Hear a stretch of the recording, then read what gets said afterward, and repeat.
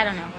Anyways, live from the cloakroom of the United States House of Representatives, one of the worst, lowest quality speeches I have ever had. Look at this. The absolute atrocious lack of privilege to witness. Kevin McCarthy speaking against unions, speaking against universal child care and universal pre-K, child care, etc., along with all these Agent Smiths in the background, exhibiting the stunning diversity of the Republican Party. Look at all of those different colored ties and haircuts. I have never seen a more diverse Republican Party than the one behind Kevin McCarthy right now. So, not only that, but he has managed to speak for over an hour with one of the lowest vocabularies I have ever seen coming from a member of House leadership of any party. It is stunning to me how long a person can talk, knowing and exhibiting and communicating so little.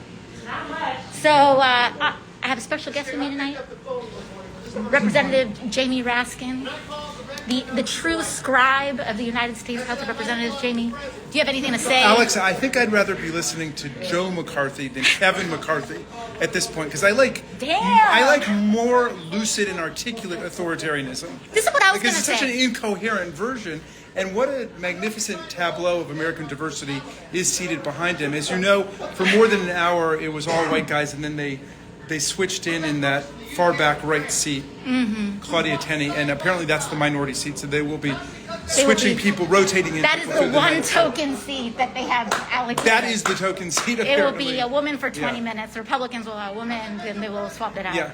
But never a majority.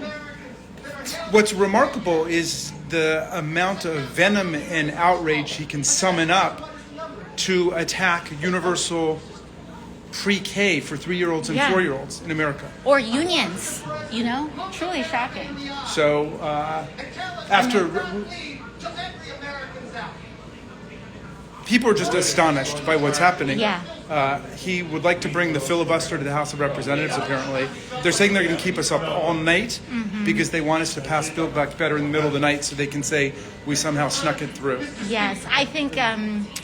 very clever strategy there. I mean, that is one move. But as you said, if you're going to be evil, you might as well be an evil genius, not an evil... Imbecile. There we go. I mean, at least give us some pizzazz with the, undercutting of I propose social safety net. Representative Ocasio Cortes, you go out, ask the gentleman if he will yield, and whether he would consent to debate you for 30 minutes in the middle, and then you'll give the floor back to him. I don't think he could handle it. No, he definitely could not handle it. You should challenge him to a debate anywhere in America, in his district, on the floor, any place. What do you guys think? I would do it. Yeah. I would do it. I would do it. I mean, there's yelling,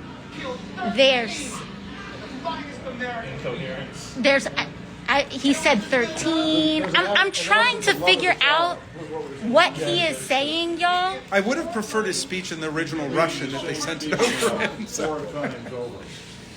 I think, there was some folks like Matt Gaetz tweeted out earlier today that, should Republicans take the House majority, that he fully intends on supporting Donald Trump for Speaker, because the Speaker of a House doesn't have to be a member. To which I said, and we all know, Kevin McCarthy wants to be Speaker, should the Republicans take over the majority. And I said, if Trump becomes Speaker, he will make Kevin McCarthy the House Clerk. 100%. No doubt in my mind. He will make him... You've got a great point, Alex. What this is an elaborate, extended, and painfully protracted political audition by Kevin McCarthy for Donald Trump to show that he can be as imbecilic and authoritarian and just... idiotic as the rest of them, because he's afraid that he's going to get outflanked by Jim Jordan or Kevin Scalise or someone else. I think so. I think so. This is his audition for It was Donald his Trump audition. to try to be Speaker on the assumption that they're going to win the House, which they're not. Because despite the fact that GOP stands for the gerrymander-only party, and they are trying to gerrymander America into oblivion, the majority of the people are with us because we're putting the government back to work for the common man and the common woman and the common good. And thank you, AOC, for responding to him, Rocky Horror Picture Show fashion, when he said nobody elected Joe Biden to be FDR. And I heard AOC, I think that was your voice, say, I did. And I think, in fact, that is what America He was wants. shook, y'all. He was shook. You shook him up. He's so And funny. he is unhinged and deranged at this point. He is. I don't think the man has many words left, is what I'm saying. I'm concerned about him. I think they're gonna try to put a thesaurus in front of on the podium in front of him. He is more upset about climate action and universal pre-K and Medicare covering hearing than he is about his own guy, Gosar, creating a violent homicidal cartoon that he put up on the internet and refused to take down for you. Yep. And they're really upset because we censured him for it yesterday. They are upset. And I heard you made a beautiful speech yesterday, thank AOC, you. and I missed it. Thank you. But I'm going to check it out tonight after I hear this, one of the greatest speeches in American history. I mean, not since the Gettysburg Address has America witnessed a speech like this. I mean, the Gettysburg Address was elegant and brief. So. Yes. You I'm could fit 100 and maybe 20 Gettysburg Addresses in what he has done already. Let's re-examine this peanut gallery right over here. Okay, ready?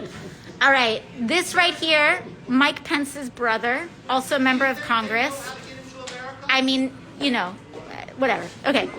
Here we have Representative Clyde, who said that January 6th was a collection of tourists. Meanwhile, I heard that he was crying like a little baby on the day that it was happening. And I mean, look at all these folks. Again, stunning diversity in the House Republican caucus. Yeah, listen.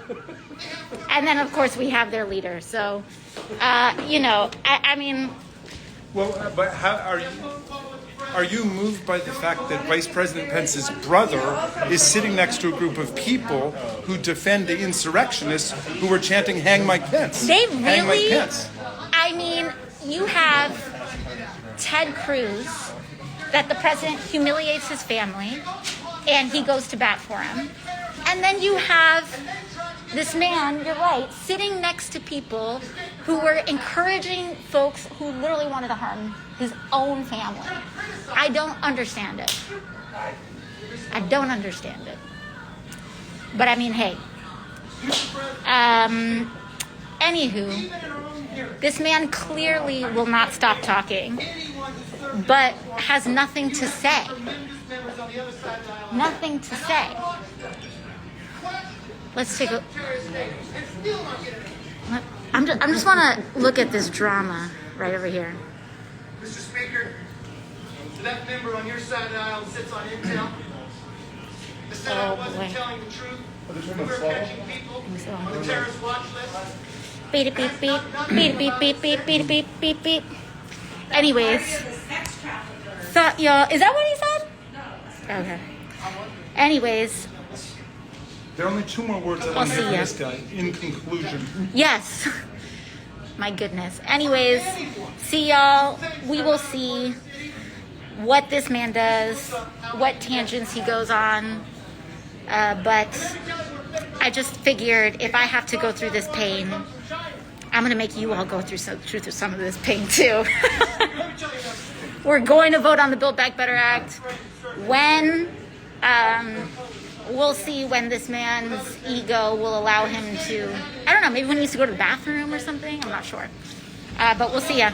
Bye-bye.